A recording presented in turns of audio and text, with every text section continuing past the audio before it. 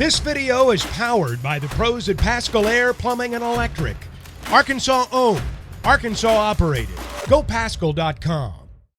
Hey, Coach. Yeah, after the Texas A&M game, what are you looking for in this one to kind of keep the momentum going? And I believe you used the word swagger also on after the game.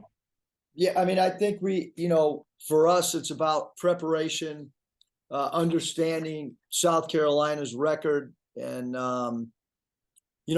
last game was good. Whether anything carries over or not, I mean, we'll find out, at game time.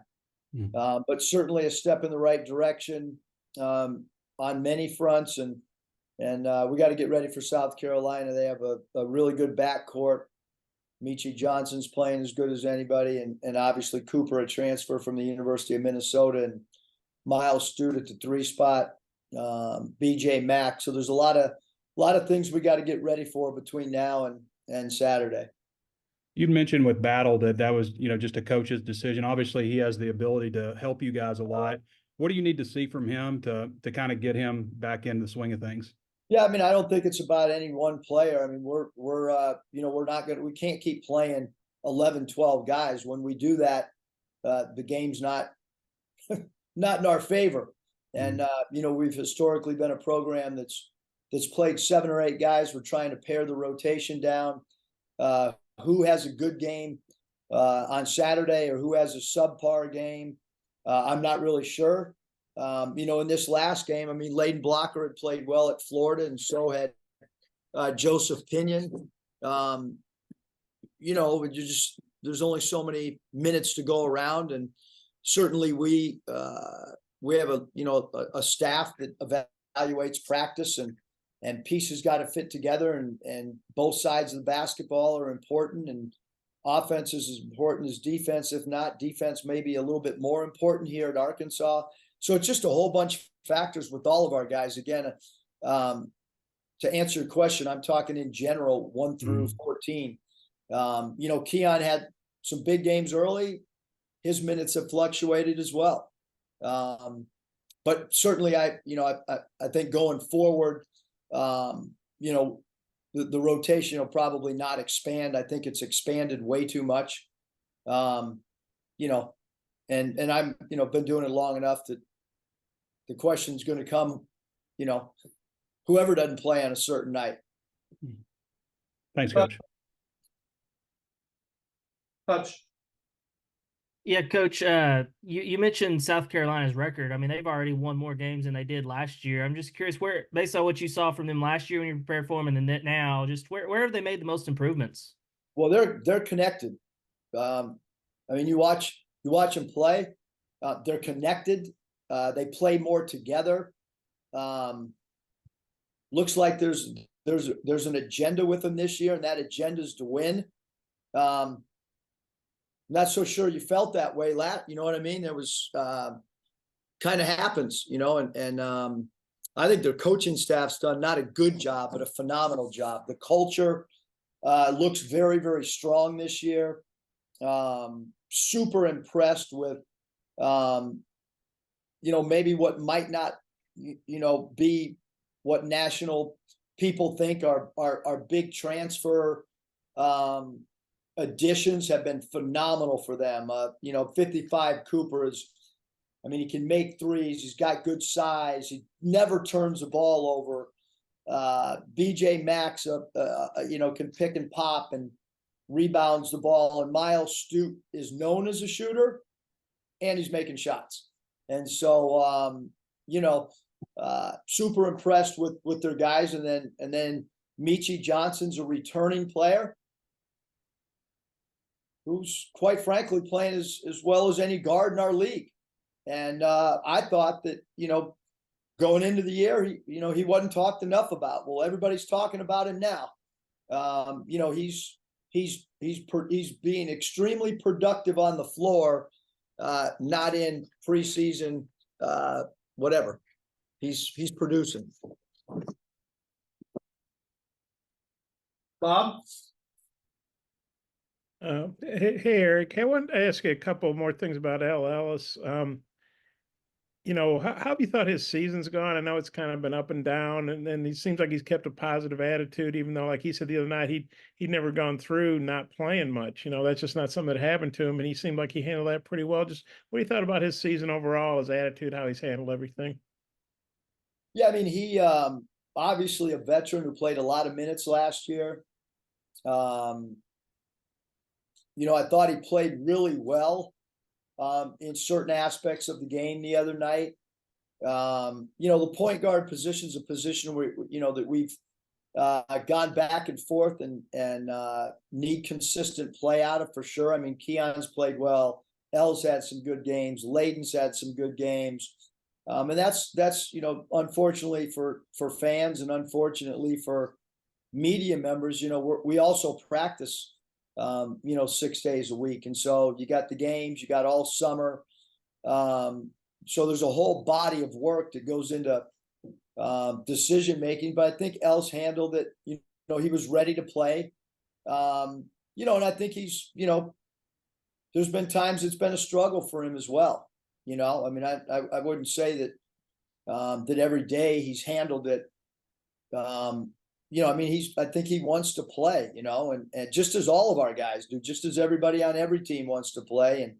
And he got his opportunity the other night, and I thought he did a fabulous job of playing with energy, playing with the motor, pushing the ball, all those things that we talk about. And then defensively, we didn't really assign him to their two guards. He guarded a small forward a lot in that game, and I thought he did a good job defending the small forward as well. And you talked the other night about the team kind of getting their swagger back, and you'd had signs up to remind them in the locker room. You seem like a coach that has a lot of swagger. Did you have to regain some of your swagger after a tough start, or kind of how was that for you and the coaching staff? That's a really good question, Bob. And I think that I had great conversations between our Florida game. Maybe that was on purpose. No, I mean, I had great conversations with Phil Nevin on the phone. I know that the Angels went through injuries, and I was super impressed every time I went to visit him with his upbeat, positive attitude and vibe that he created in the clubhouse. And talked to Tom Crean, who's a friend, to get his perspective because he watches so many games, and talked to Brendan Sir. We worked together with the Orlando Magic. Even on my drive into to the arena, I was still talking to different people. Johnny Jones and I have communicated back and forth, and people that I've worked with in the past, just to get perspective, insight. So, I think all that stuff helps. I don't think that, from a confidence standpoint, I don't think that the coaches or the players should ever lose confidence, but certainly when you get a win after losing 3 games, I think that helps the overall vibe. And now you got to push, you got to push your last win aside, and you got to get ready for South Carolina. I think that's the important thing. But back to your question, Bob, I don't think you can have the turnarounds that that we've had in the past without having belief and confidence, and then you stick to your principles and you stick to tweaking things, which is what we did. I mean, we went into the game and changed our starting lineup again, and it was probably the best start that we've had in a long time to a game. So, Yeah, I got a couple more kind of a fun one. So I'll turn back to Mike for the other guys. Let's go with the fun one. We haven't had a fun one in a long time. Well, okay, it's your Zoom. I saw that there's going to be bobblehead giveaway, and just wondering what you thought about that. I mean, that's kind of a sign of no comment. No comment on the bobblehead? No comment on the bobblehead, Bob. Okay, I was wondering if you thought it was a good likeness, or I thought they should do one without your shirt on. You could be, celebrating or something. That would have been cool, but maybe bobblehead people aren't that creative. I don't know. Yeah, I mean, bobbleheads, I thought they went out. Now they're back in. Probably should have done a bobblehead with Danielle and I together. That would have been a lot better than just me standing there. Not sure about the hair. Not sure about the, the facial expressions on that bobblehead. I guess there's some similarities, but also some not similarities. Okay, I'm sure they did the best they could. Thanks. Kevin. Kevin, are you there?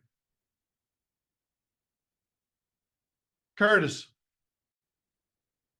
I see you guys are at the top of the country in blocks, but you don't have anybody in the top 6 or so of the SEC. I guess, what do you make of maybe the team approach to the rim protection this year? Yeah, Curtis, when the new rules came out and when we had our referee seminar, Oh, Nate. we had a decision to make in the summer. And our decision was to get away from trying to take charges. The decision was, to go vertical and to try to become a little bit better shot blocking team. And that means not just, 1 through 5.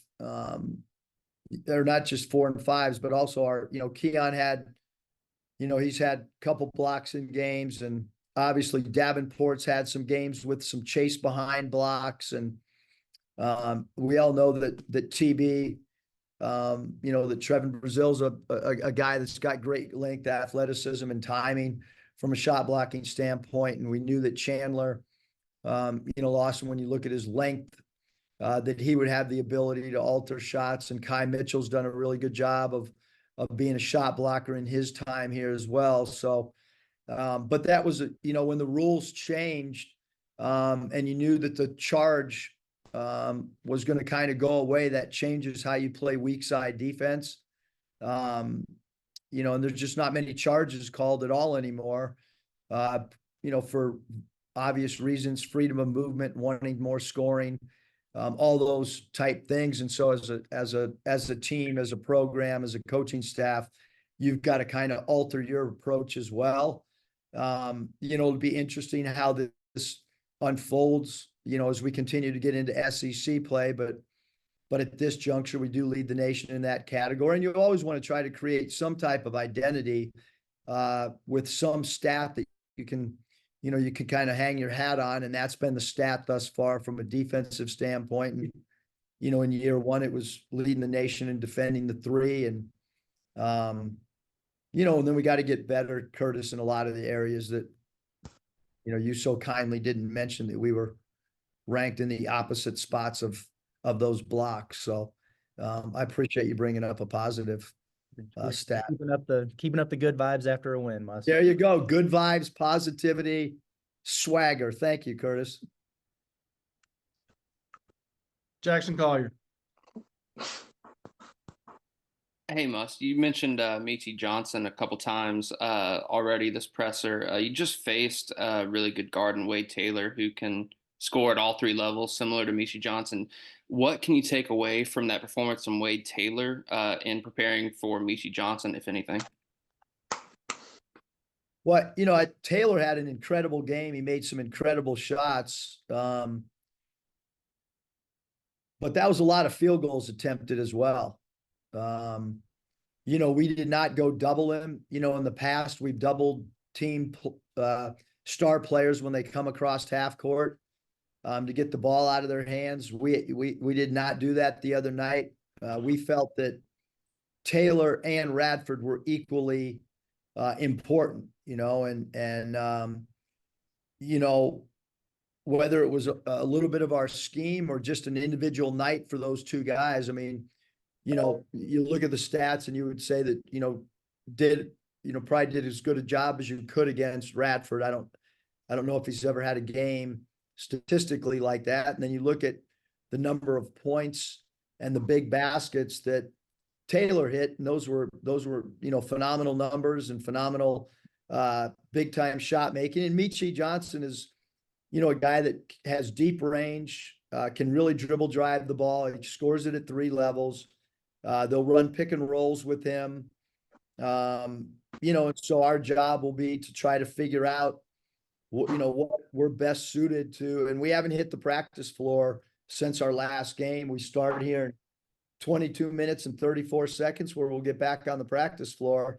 And that's when really, Jackson, our game prep will begin once we get down there and watch video as a team, and I'll lay out our plan A, plan B, and plan C, and then I'll get feedback from these guys just like I always do, whether it's individual conversations, individual text messages, or team conversations after we watch individual clips of their top 8 guys, and then once we defend their plays. So today will be the first time that we go through with our scout team defending their plays, and we'll look at our plan A, plan B, and C as a collective group. We'll make the best decision to try to beat South Carolina, regardless of what one individual player does or doesn't do. And you got a tough decision to make when you're guarding any leading scorer. You're going to try to make that night really hard for him, or you're going to take away options 2 and 3.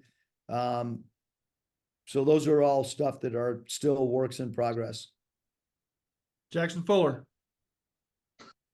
Yeah, Eric, the great first half offensively, you guys only scored 2 fast break points, so a lot of execution in the half court. I know you said that you had that, like, the high pick and roll where you're throwing it to the 5 quick. Is that something that can translate past Texas A&M, or what maybe can you take from that first half that can translate to South Carolina and moving forward all year? Yeah, I mean, I think the middle pick and roll with our short roll with having our centers be playing, that was based on how Texas A&M plays pick and rolls. They'll trap it, they'll hard show it. South Carolina will do that as well. But we have great respect that they'll watch what we did. And so we've got to come up with a counterattack, which we will. We'll be adding a couple new sets, based on how they play pick and roll and who's involved in their pick and roll defense, and try to give our opponents a look on some play patterns that they have not seen before. And then we'll look at those early in the game. That's what we try to do, especially in league play, is run 2 different variations of a play and see how they play it and see if it's successful or not. But yeah, certainly we want all of our guys to be playmakers whenever they're given the ball, especially in sweet spots on the floor, to either look for dump off passes for layups or dunks or free throws attempted or spit out 3 balls. So those are the 3 areas that we need playmakers to continue to share the ball or share the game or let the ball have eyes in those areas. And Jeremiah, one more. Jeremiah made a couple threes, maybe 2 threes the other night. But how much does he bring to the team, even when even if he's not maybe making threes, just his ability to space the floor? It seems like he's getting some more consistent run with you guys in the SEC. Yeah, I mean, he's getting a consistent run because he has had some great spurts. I mean, he went through that segment at Florida. In the first half, 13 points. Didn't get a basket in the second half and was minus 25 in the game. And he went through a spurt, the other night where I think he scored 8 straight. But his plus minus, for whatever reason, was our most concerning plus minus that we had. We talked after the Florida game about JD trying to provide defensive rebounding. That's something that we need help there. You know what I mean? And that's, all the stuff with L, he went 3 for 11, but he played a lot of minutes, and he played a lot of minutes because he had a career high in defensive rebounds. He had 6 defensive rebounds. And I think one of the things with minutes and roles and all this stuff is, we have a phrase, what does the game call for? Against Texas A&M, the game called for defensive rebound. So we need everybody to defensive rebound, regardless of how many shots you're making, but JD's playing because he plays with energy and he plays with enthusiasm, and he gives us a little bit of pop and jolt when he's out there. So we certainly want him to continue to shoot the ball with confidence. I think the last 2 games, JD has shot the ball with more confidence than he has all year. And a lot of that correlates. He's been in the gym the last few days, as much as he has all year as well. And we're starting to see a lot more individual shooting going on, which is what you want this time of year. You don't want the 2 games a week to have you fading in your PD or your player development. Super pleasantly surprised with all the shooting that's gone on today. As I walked out to lunch, as I walked back from lunch, a lot of guys getting shooting reps in, which is really important this time of year. Kevin. Muss, when you look at Tremont Mark, obviously he's been a consistent scorer for you guys, especially these last 7 games, 20 points. But after that double-double or around that time, he has doubled his rebounding production per game. I mean, doubled it, and he's been better when you look at assists, when you look at blocks, 3-to-1 improvement. When you look at the raw numbers, everybody's kind of gotten used to him as being a reliable scorer, but what are you seeing in the other areas? Because we talk a lot about the hustle play, effort and things like that. And it seems like he's kind of leading by example and more than just being a scorer. Well, for sure, Kevin, I think that, especially when a guy has the ball in their hands, the teammates need to feel that there's a lot contributions going on in other areas. And I think we saw that with Mason Jones, with all the steals that Mason would create defensively. And JD Notte was a great on-ball defender. And we've challenged T Mark because he should be blocking more shots with his length, his anticipation. And he's a guy that's going to block shots on the ball, which is what he did a couple different times with Taylor. And we moved him over there from basically the small forward spot to guard Taylor. And I thought he had a great effect on the game from a defensive standpoint. And, we post our rebounds per minute every pre practice.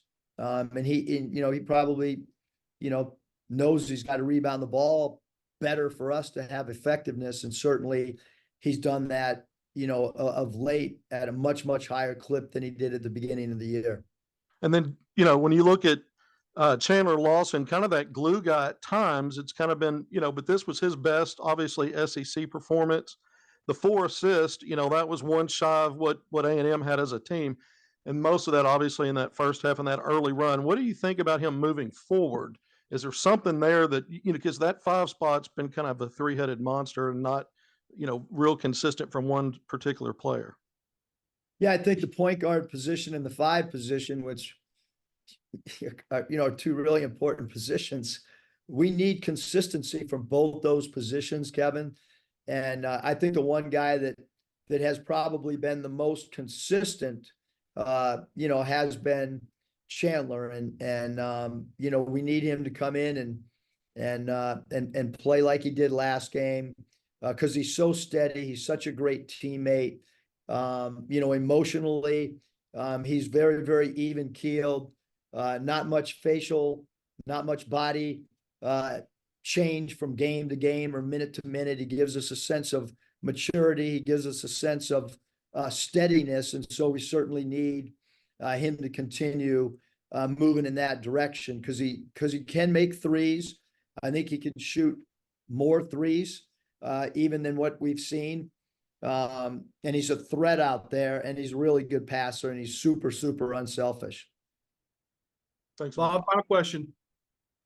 Eric, I didn't really get a good look at it when they called the flagrant 2 on Devo the other night. Doug Shows told the TV guys that he kicked an Aggie in the groin. Hope that was by accident. Just wondering, what did you see in looking at the game film? And, Devo, he's obviously been a great player for you, but he's had some tees and some flagrants. Do you talk to him about dialing it back a little bit, or do you not want to take away his aggressiveness, or just kind of what do you thought about that aspect of his game?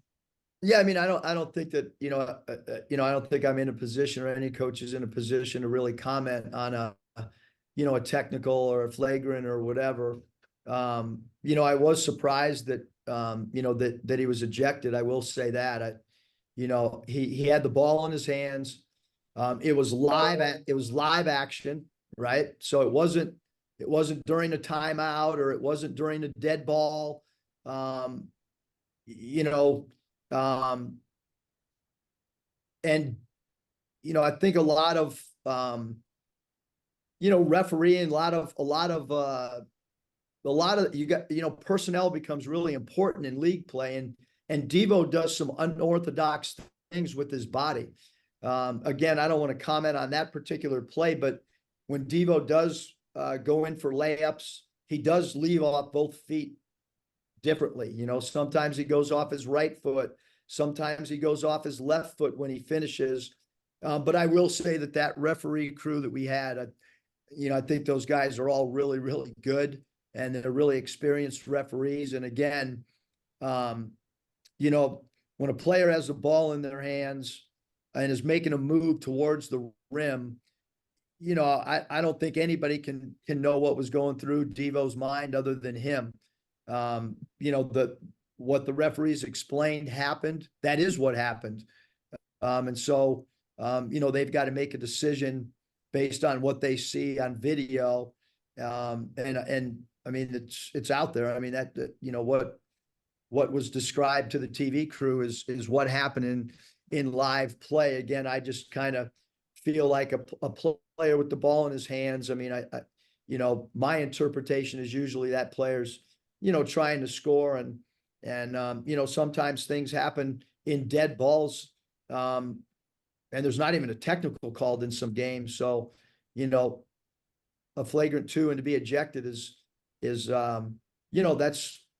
I'm not saying that I disagree with that, but I do think consistency, becomes important on ejections, technicals, so on and so forth. Because, that was not a dead ball situation, or nobody was, did anything other than try to make a basketball move. And then unfortunately, the player, whatever. But Devo and I have had conversations, and we want him to be who he is. We want him to be aggressive. We want him to play with, but certainly don't want anything that'll jeopardize, when he's not in the game or gets a technical or gets thrown out, it changes our demeanor and who we are. So we certainly want him to, we don't want anybody to get a technical, including me, I guess.